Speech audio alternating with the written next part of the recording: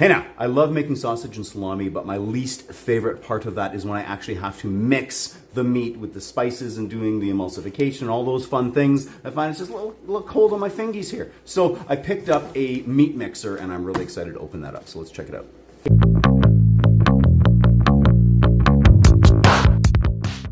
Inside this box, I have a little bit of cardboard there, and we've got the lid that's going to go on it. Woo. We have the mixer itself.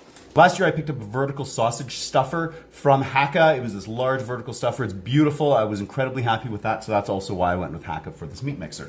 Taking a look inside the mixer itself, we can see that there's a bag containing the manual and some of the hardware. So taking a look inside this manual here, first off, they list a whole bunch of the different models that they have available. The one that I picked up here is the 40-pound or 20-liter capacity. That doesn't mean that I'm going to be filling it right up with 40 pounds. I believe it's about 30 pounds is what you can put in here and still have ample room to be operating it without having any sort of risk of spillage or anything like that or bumping up against the lid. So there is a parts blowout list here that does show you all of the replacement parts if you ever needed to pick any up, which is really handy. Then we just have a little bit of information here on actually using cleaning, maintaining, storing, all of those great things. Now inside this bag, first off, we've got 4 different feet here, so I'm going to install those here in just a minute. But then we also have our handle, and then finally we also have a little knob handle here and a wing nut bolt. So each of these feet do come with 2 nuts on them, and that would allow you to adjust the height that you want here, but because I'm not super tall,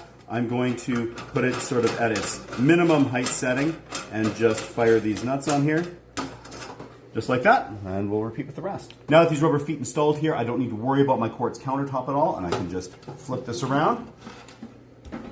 Now this mixer is currently in its fixed position. It will not tilt. However, in order to do that, there are 2 knobs that can be loosened here in order to make this tiltable. So there's the first one on the side here. Just twist that a little bit and it drops down. Then at the front on the other side here, this one unthreads and then slides forward. And now our mixer can completely tilt. It can go directly 90 degrees. So this is going to make filling and particularly emptying out meat and even cleaning quite a bit easier.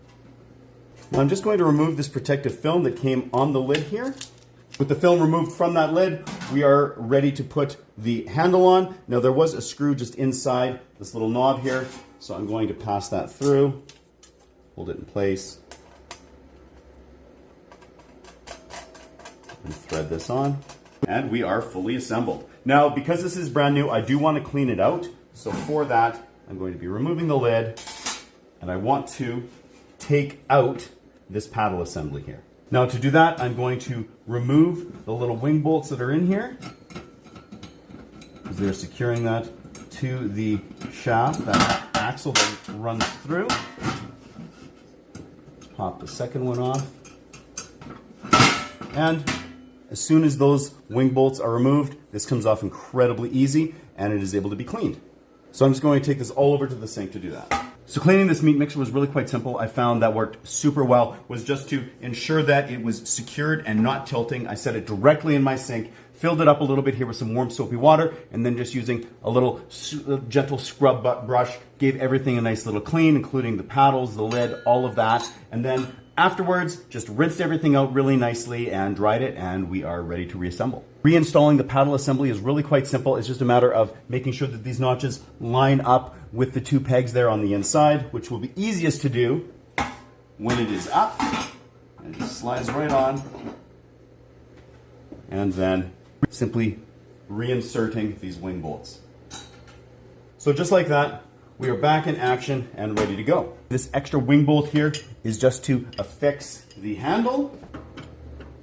Now I'm excited to use this for the first time today. I'm going to be making some filling for momos, which are Nepalese dumplings. They're absolutely delightful. So this is going to be a really good way for me to get the meat, the seasonings, the green onions, all of those things in here and combine them really simply, even with that really cold meat. You can see that in action there. It's doing a really good job of mixing this up. We have the spices in there too. Oh, and then with a whole lot of green onions in there. It's combining super well.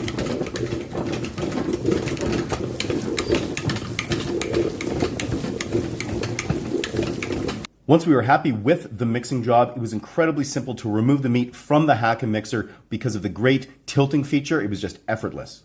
We've used this mixer many times since with the variety of quantities of meat, right from the minimum amount of around 7 pounds to the maximum of right around 30 pounds.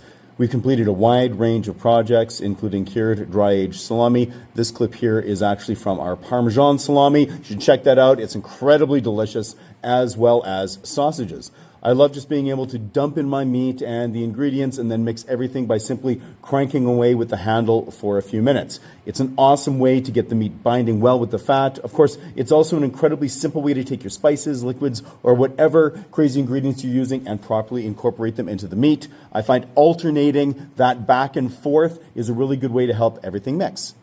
Perhaps for me, the best part of the experience with this mixer is just how easily it cleaned up. So once we were done with that, of course, just removing the paddles like I did when I gave this its initial scrubbing, warm soapy water, rinse, dry off, and it's good to go. And then for storage, I'm just going to leave that wing bolt and the handle inside the mixer, lid on, secure the knob so that it does not tilt, and it's good to go.